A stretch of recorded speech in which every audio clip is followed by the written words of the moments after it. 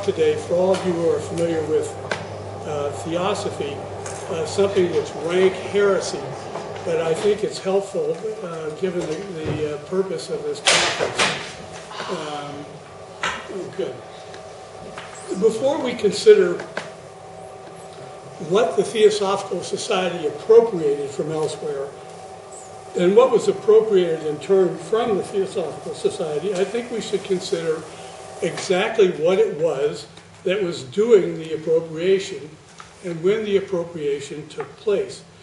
It makes a difference, as we shall see, because there really were two Theosophical societies. An original one devoted to practical occult work, especially projection of the astral double and achieving the union of man's soul, the fusion of man's soul and his divine spirit. And the other Theosophical Society, the one we're all familiar with, the later Theosophical Society, that is simply a reading society devoted to parsing the works of Madame Blavatsky and attempting to unravel the theoretical secrets of the nature of man and the universe. Now, this later society deliberately avoided practical occult work aimed at spiritual or psychic development because, as the later Theosophical Society held, it, quote, strengthened the ego, end quote. This was an evil thing in the estimate of the later Theosophical Society, but as we shall see, it was the goal and purpose of the original Theosophical Society. Now, this later Theosophical Society was, and is, in other words, a Lesemysterium, a reading mystery. Members were to read about occult truths rather than experiencing them for themselves. As the Reverend William Alexander Ayton, whom I'm sure you all know, wrote to Madame Blavatsky in 1888, the Theosophical Society only met and talked and did nothing practical. This prompted Madame Blavatsky to reply that it was practically impossible for a Westerner to become an adept. This is in 1888. The Theosophical Society, as originally founded, however, was exactly the opposite in intent and was above all practical. We might even say magical, a point that cannot be overemphasized. As Madame Blavatsky said in 1875, occultism without practice will ever be like the statue of Pygmalion, and no one can animate it without infusing into it a spark of the sacred divine fire. The whole point of her A Few Questions to Hieraph in July 1875, before the Theosophical Society was formed, was that mere occult bookishness was useless. But book learning, and here I refer only to the subject of occultism, vast as it may be, will always prove insufficient, even to the analytical mind, the most accustomed to extract the quintessence of truth, unless supported by personal experience and practice. Now let me give you just very briefly a roadmap of where I want to go today.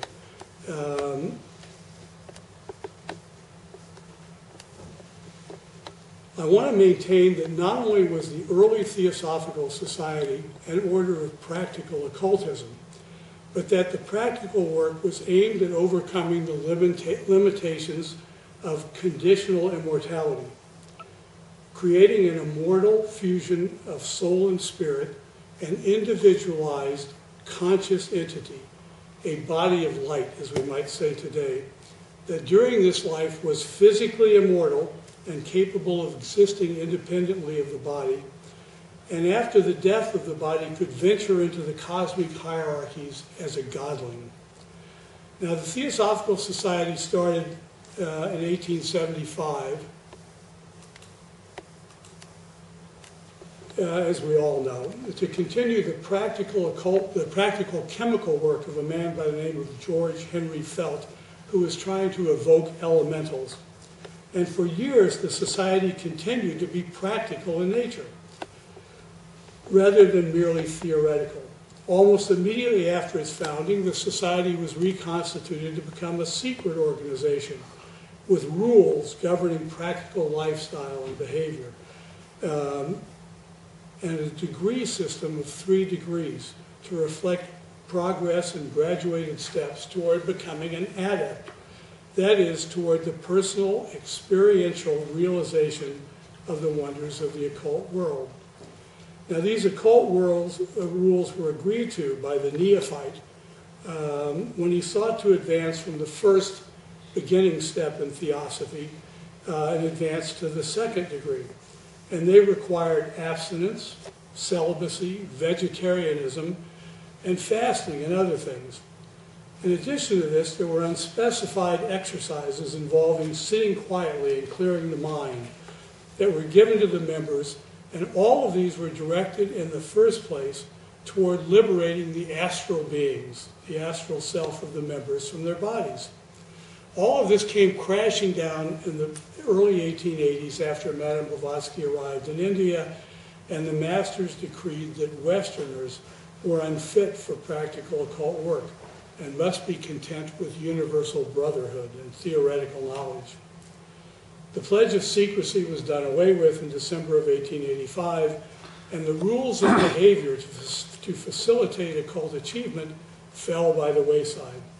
And soon it was even denied everywhere in the Theosophical Society that such rules had even existed.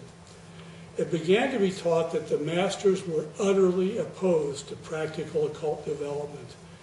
As Damodar Madhavankar, one of Madame Blavatsky's first disciples in India, emphasized in writing to A.P. Sinnett in 1882, the world, and especially the several skeptical European races, are not prepared and are utterly unfit for occultism.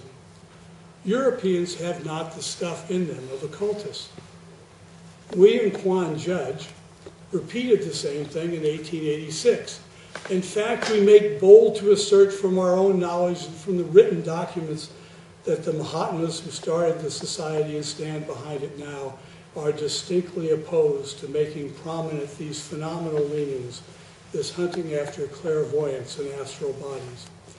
Now, I've written elsewhere about the early Theosophical Society's practical occult work in connection with astral projection, and I won't rehearse that today, but what I want to stress here today is that this pursuit of astral travel was not so much a goal in itself as it was the proof that the neophyte practical theosophist was learning to fuse his individuality, his soul or astral self, we might say, with the divine spirit, and learning how to control that fusion with his will. This fusion was the ultimate goal of the early Theosophical Society, and a shift away from this practical work later in the history of the Theosophical Society really reflects a basic change in Theosophy's view of the nature of man. Now, the essential point for understanding the early Theosophical Society, I think, is the idea of conditional immortality. That is, the idea that men are not automatically immortal, but that they can achieve immortality by doing certain things. This idea is central to Isis Unveiled and is found in all of Madame Blavatsky's other early works in the New York days. Here's a remark she made to a correspondent in 1887. I deny that immortality is achieved by every man, woman, or child. Immortality must be won, but a very small percentage of the human race becomes immortal. That is, very few individuals become gods. For present purposes, it is interesting to note that Madame Blavatsky attributes this doctrine of conditional immortality in Isis Unveiled to certain unnamed Kabbalists.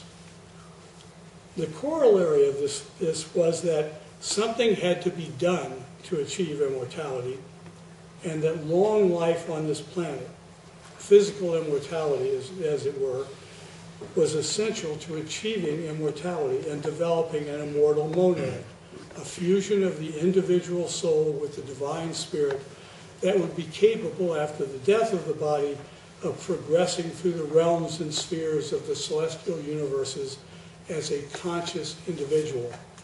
So let's start with the idea of extended life, extended lifespan.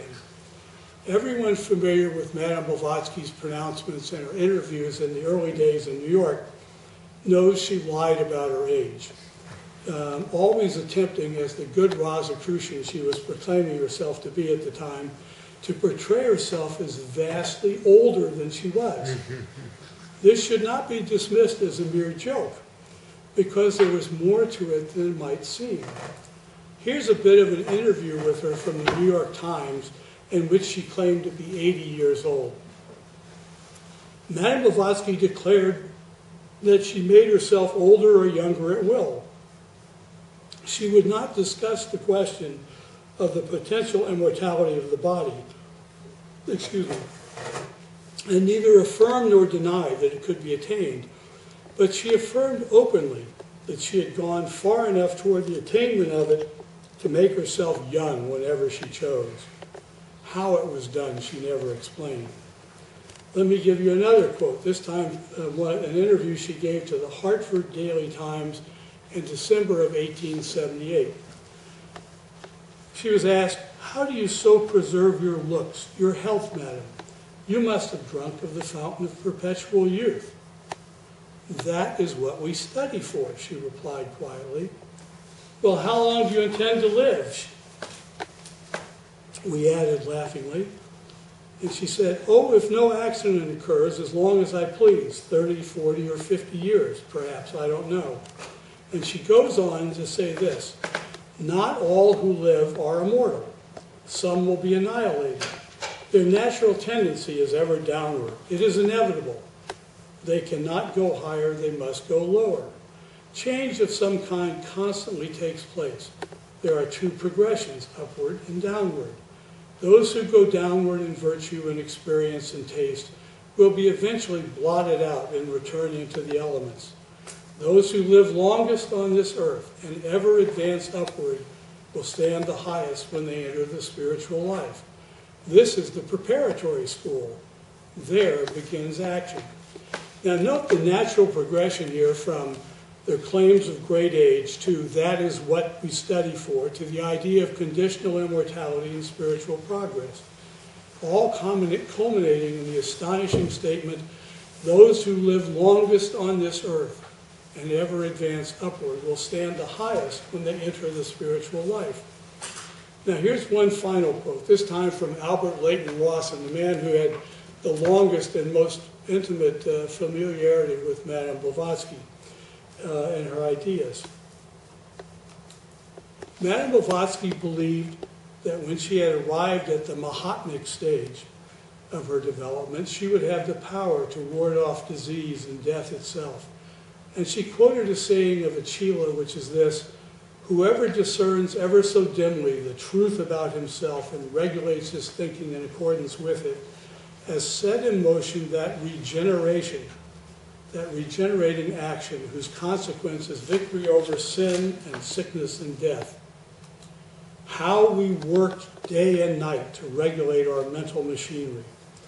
At stated hours, we shut the universe outside, settling down into blank darkness of mere negation, and waited for the light that was promised to come from somewhere, so we might regenerate our system and gain the prizes in victory.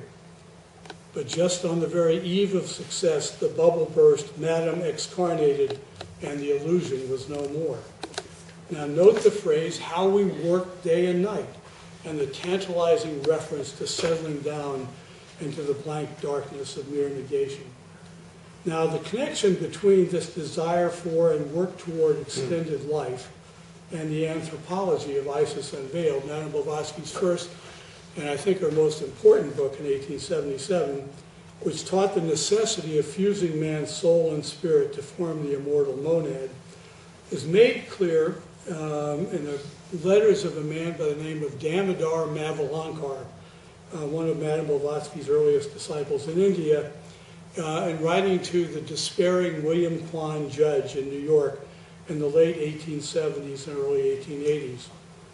Basing himself on Madame Blavatsky's personal instructions to him, Damodar explained that immortality was, as in Isis Unveiled, conditional only, and that the goal of occultism was to unite the individuality That is, the part of the being that knew itself as Damodar in his case, or John Smith in everyone's case, with the divine spirit or ego, so that the now immortal fusion could consciously enter nirvana. It is not enough that eventually all things eventually enter nirvana at the end of a cycle. The goal of occultism, he said, is to create an imperishable individuality on this earth that will be conscious as an individual of entering nirvana. Now, the key of occultism, in turn, was the preservation of the individuality long enough to achieve the fusion of soul and spirit during this lifetime. Prolonged life was both the goal of practical occult work and the means of obtaining ultimate immortality. Let me repeat that. Prolonged life was both the goal of practical occult work and the means of obtaining ultimate immortality. As Damodar notes, occultism furnishes the key. Oh, I've skipped one here. Well, our chief end should be to preserve this individuality.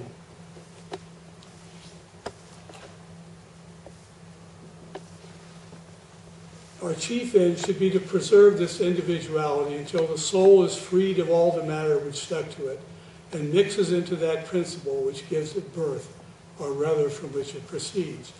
Now, there are two ways, according to Damodar, of accomplishing it. The first is simply living a long time, preserving your individuality in its present body during a long life.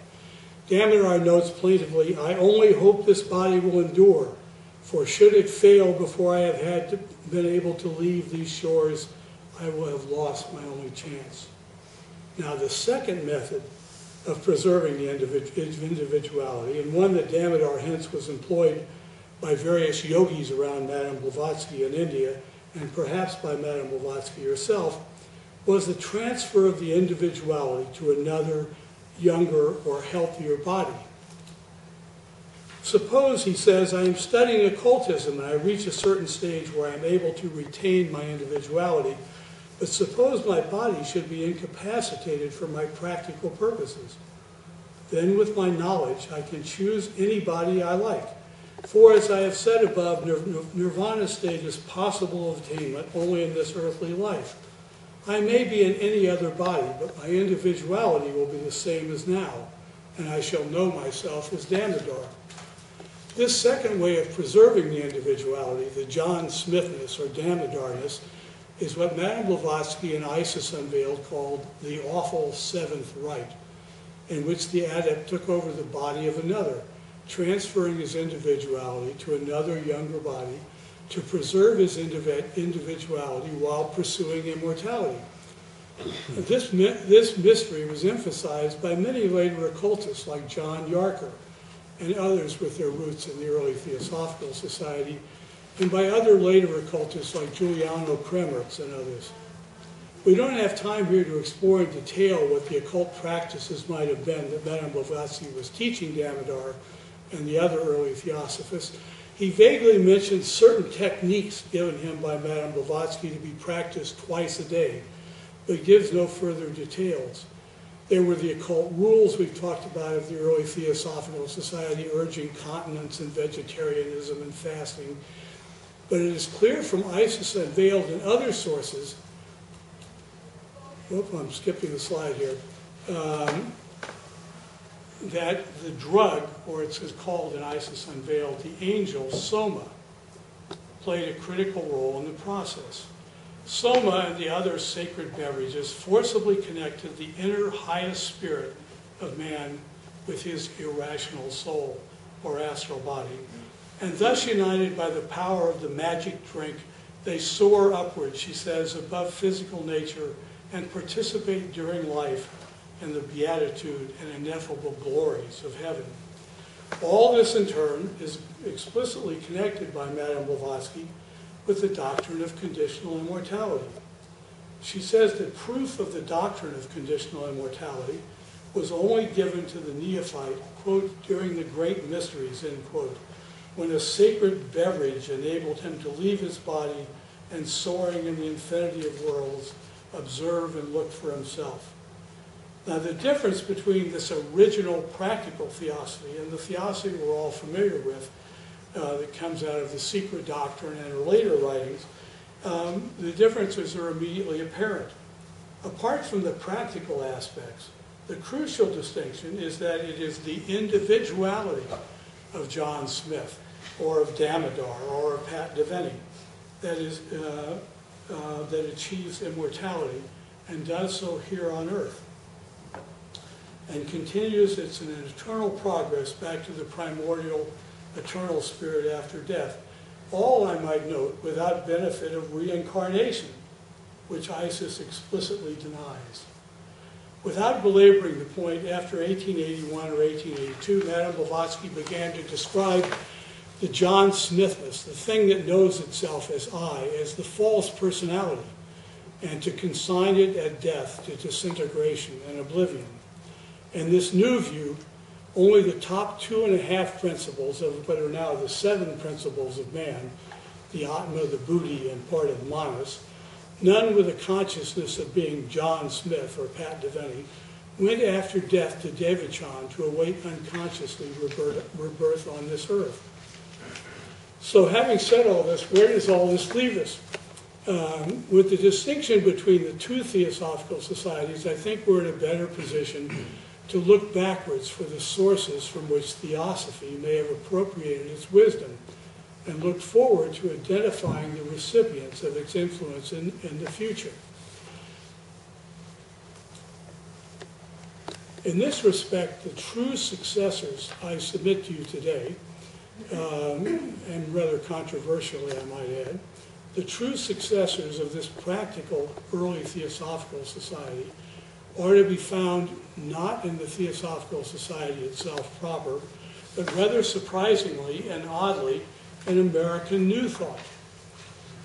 New Thought is far more important, I think, than is usually believed in the history of occultism, and New Thought is precisely the successor of this practical early Theosophical work in seeking practical occult work and personal experience, regeneration, physical immortality and prolonged life, magical powers and astral travel, and the creation of what's called, by this time called, a body of light, which is a conscious, individualized fusion of what the New Thought people thought of as man's two minds, his soul and spirit.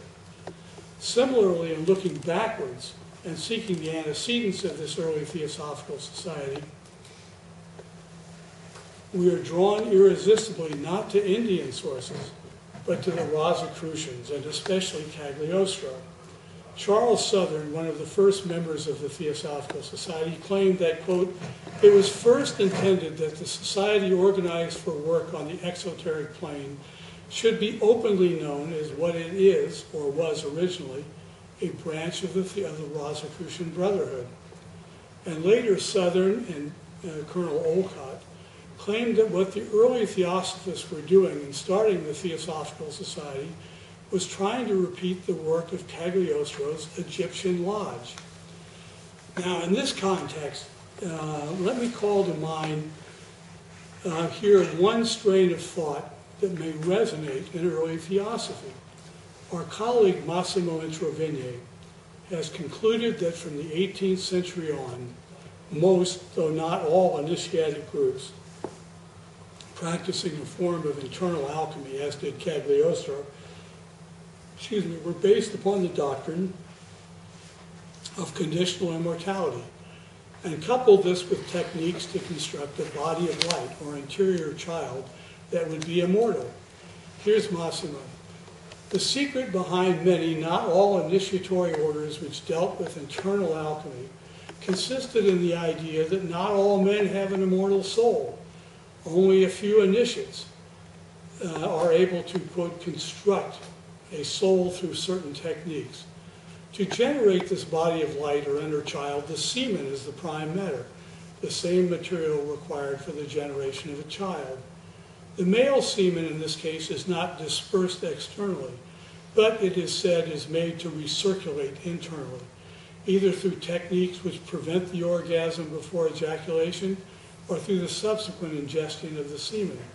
Now, in Cagliostro's case, this quest to overcome the limitations of conditional immortality involved physical sexual techniques of the retention of the semen or the vital force or its internal recirculation or absorption, the last of which, of course, became the centerpiece of occult New Thought, and I might add of the sexual magic of the early 20th century. I'm not prepared to attribute these physical sexual techniques to Madame Blavatsky and the early Theosophists, but it is likely that the early Theosophists practiced something similar as a form of interior alchemy to overcome the limitations of conditional immortality, disguising the physical sexual energy as what was called variously vital force, mesmeric force, akasha, the sacred ocean of invisible fire and the like, all of which for Madame Blavatsky were the underlying basis of all practical magical work, including the separation of the body and spirit. This is perhaps what Madame Blavatsky was referring to elusively in Isis as, quote, certain alchemical secrets for prolonging the youthful vigor beyond the usual limits. These secrets undoubtedly included the relationship between sexual energy, under whatever name it was known, and occult achievement. Alan O. Hume, another leading theosophist in India in the early days, in his pivotal pamphlet, Hints on Esoteric Theosophy in 1882, explained to a theosophist who complained of his failure to reach the promised occult achievements that the complainer's failure to lead a chaste life was probably the cause. Quote, partly because the very nerve substance destroyed in sexual intercourse forms part of the matrix in which the powers you seek for have to be developed. Now, with this tantalizing hint, let me finish, leaving you, I hope, with the realization that the early Theosophical Society's work is really an untapped field for research, because I think most people concentrate on the later Theosophical Society, which is really a reading mystery rather than a practical, an order of practical occultism. And with that, I want to thank very much the organizers of the meeting. The enormous work they've done is greatly appreciated. If anybody has any questions or comments, I'd be happy to discuss them or entertain them. Thank you.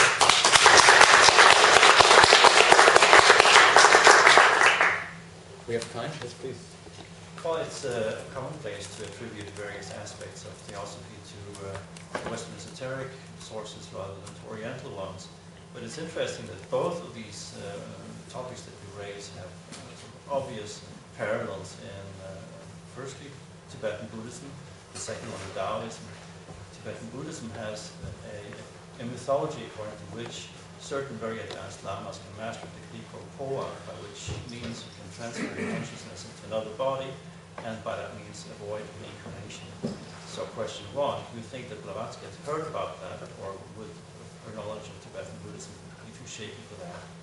The second one is that what you have here is one of very many techniques of immortality in Chinese Taoism, the idea of internalizing your orgasm and thereby retaining your chi or vital essence. The same question, do you think Blavatsky would have heard about this, or are these just sort of interesting parallels arising separately? First of all, I don't think she knew anything about Taoism. With regard to the Tibetan ideas of transferring your individuality to the body of another for whatever purpose, and there were a variety of purposes, she explicitly attributes this idea in Isis to Tibetan sources, but Tibetan sources to her meant, the only thing she knew about Tibetan Buddhism, as far as I can tell, was a man by the name, I think it was Longenscheidt, who had a book on Tibetan Buddhism, and she'd read it, and there's mention of that in there. But I don't think that's her source. I think there's some Western source that we're not really familiar with, and I would suspect it comes out of Cagliostro and Egyptian masonry and all that, in that blank period between 1795 when Cagliostro dies, in the 1840s or something, or 1850s, when Madame Blavatsky would have I really think she ran into somebody who had these odd ideas. Certainly she picked up a lot of this from Pascal Beverly Randolph, but I think there's other sources and I just don't know what they are, and I've looked. I'm hoping everybody here knows. Yes? Two practical questions, because of course I want to take up these exercises. And one, what exactly, what are the thoughts of Blavatsky? What exactly does the union of the soul and the spirit do? Why does this grant immortality to the individual soul, spirit, etc.?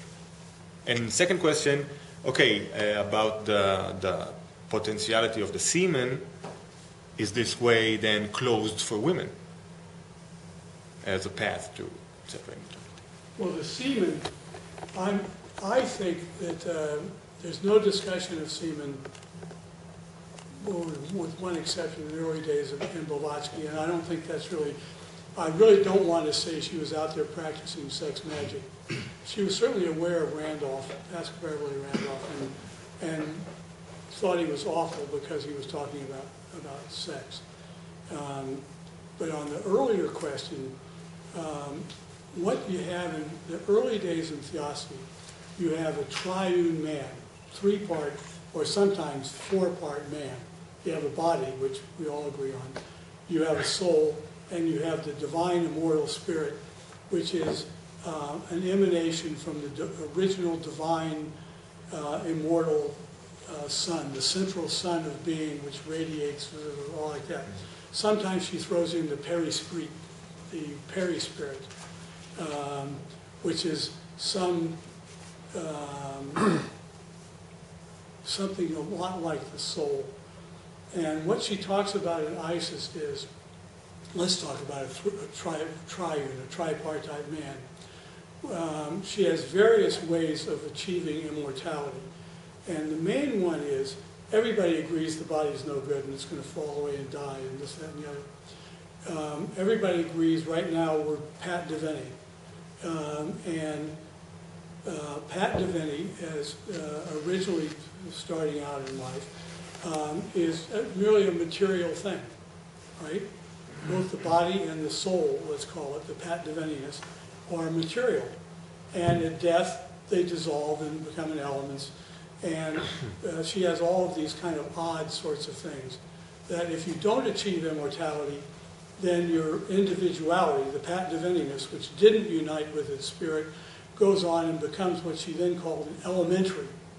And an elementary is kind of something that lasts for a while and wanders around doing usually evil kinds of things. The spirit, of course, is God, is the nous, as she calls it, the Proclus's spirit. And the uniting of the two, she discusses this over and over again in Isis, and she can't make up her mind. Because one time she'd be reading Neoplatonists, and another time she'd be reading something that she thought of as Kabbalah, although that's a iffy question with her. And she had different ideas about combining them. But she was never in any doubt in Isis and in anything before she went to India that somehow you connect the individuality with the spirit and you achieve something which can survive death. And there's no reincarnation. Everybody later tried to explain, oh, it's a mistake or a printer's error or something that you have a denial of reincarnation in Isis. It's not. It's precisely what they're talking about in Isis. Either during this life you achieve this immortality, then as an individual, Damodar, I suddenly become a god and I can continue and I'm no longer on earth, or I become an elementary and fade out into material stuff. Yes? A couple of points. I think you opened a lot of doors, and I was thrilled in listening to you because I think you touch upon so many points that are extremely important. I think I will leave the most important one for me at this moment as the last. About the sources, I think that when it comes to the idea of immortality, longevity, and so on, probably the most powerful source was literary, and it was Purveyor, Zanoni. I think this is a source that we always have to keep in mind, because it has been an extremely powerful source for all of Anglo-American occultism in the late 19th century, and also not only Anglo-American, but also French, German, and so on. The other thing is about on the other hand, the genealogy of this of possible techniques that involve sex, retention of the semen, and so on.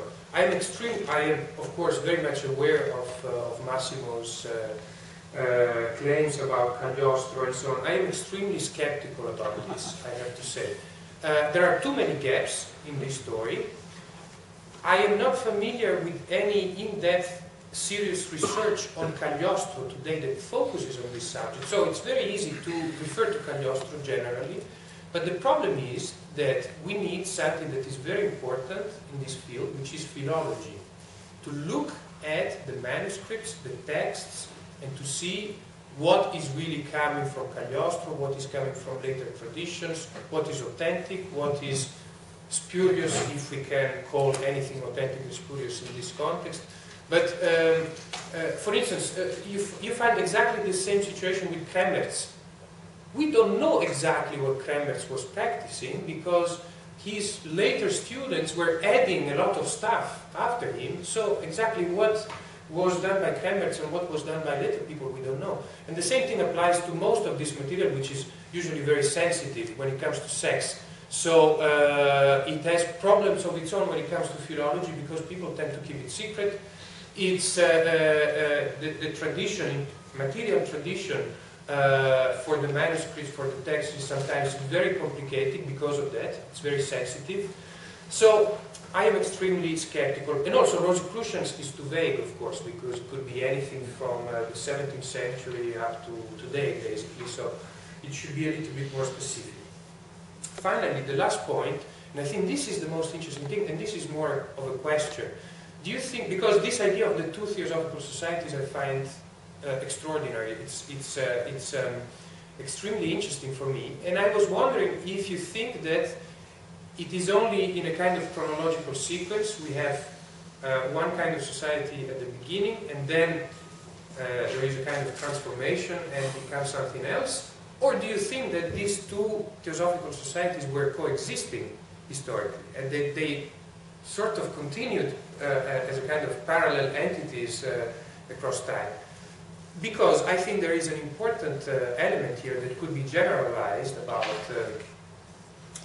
other movements, groups, authors of modern esotericism, but perhaps even earlier, which is the idea of lived esotericism, an idea that came to me recently, which basically applies the idea of lived religion to esotericism.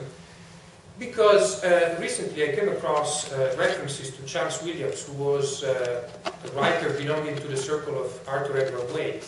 And so he was a member of his very mystical, Rosicrucian kind of Golden Dawn, so Christian-like.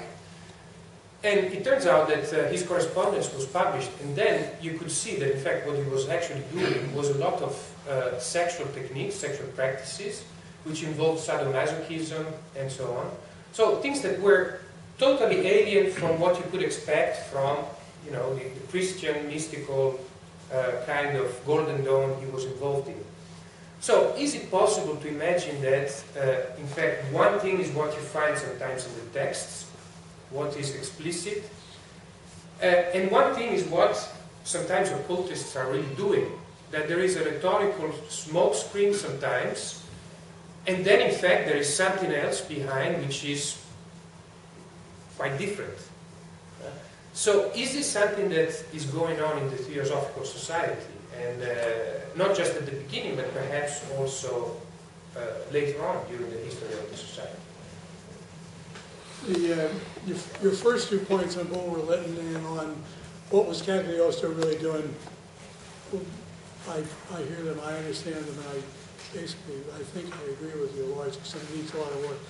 But the third point is really a great point, and that is, it was recognized by everybody in the Theosophical Society in the 1880s that there really had been a change. Something had happened, and you suddenly went from Madame Blavatsky promising everybody. The way that the Theosophical Society was originally spread, Madame Blavatsky explicitly promised personal occult supervision by masters who would enable you to achieve what she was talking about. She didn't do it. She couldn't do it. And this caused this enormous crisis in the Theosophical Society. Practically everybody of note stopped being active in the Theosophical Society. There's a woman named Erica Georgiadis who's doing a study on the early Greek Theosophical Society in Corfu. She speaks Greek, of course. And they're the first society branch outside of the United States. They got in on the basis of Madame Blavatsky saying, yes, join up, and I will show you, and the masters will show you how to do practical occult work to achieve these things. Nothing happened. They fell by the wayside, and then what they do is they go into other things. They go into the Golden Dawn, as some of them did. They go into the Hermetic Brotherhood of Luxor. They go into all these other kinds. They seek new ways of achieving it. But your question really is, did this secret practical work continue underground? And the answer is that William Quan Judge, who was the American, in charge of the American Theosophical Society after Blavatsky left, says that it did. He said there was always this secret Theosophical Society which you didn't want to talk about. And there's other little elements about that. But what we know from Michael Gomes has just laboriously transcribed all the proceedings of the Blavatsky Lodge in London, which was this, in her last days, she'd get her favorite students into a room once a week and tell them the real secrets of Theosophy. There's not a word in there of practice. All it is about the 7 principles of man, or the occult color symbolism and stuff like that. So at that stage of the game, that's what she's talking about, and she thinks that's the secret of inner secrets of Theosophy, or the esoteric section, which did nothing. It just read Madame Blavatsky. But Judge is saying that what was originally done was continued to be done, and they just didn't talk about it. But why was the change? I don't know, but it makes it very hard to do the research, because when they changed their minds about practical occult work, they went back and cleaned up their past. You know, the first volume of, they call it Madame Blavatsky's journal, but it's really Olcott's day book, where he'd make jottings about who came to dinner and stuff. The first volume of that's missing. And Sorry, the first volume of that, which is Madame Blavatsky and Olcott kept a book on their table in the house, and they would say, so-and-so came to dinner, I got a letter from all this, that kind of stuff, day book. And that's missing. And I am absolutely convinced it was deliberately destroyed, because they didn't want to talk about what they were originally doing. I'm sorry. Anybody else have any? I'm sorry that... I'm sorry, our time's up. No, it would be very nice to continue the conversation. It's fascinating, but unfortunately the organisers might get slightly angry, particularly since one of the organisers now has to... Well, you can say something as you begin. I suppose so. Yes, that's the So thank you very, very much. Thank you.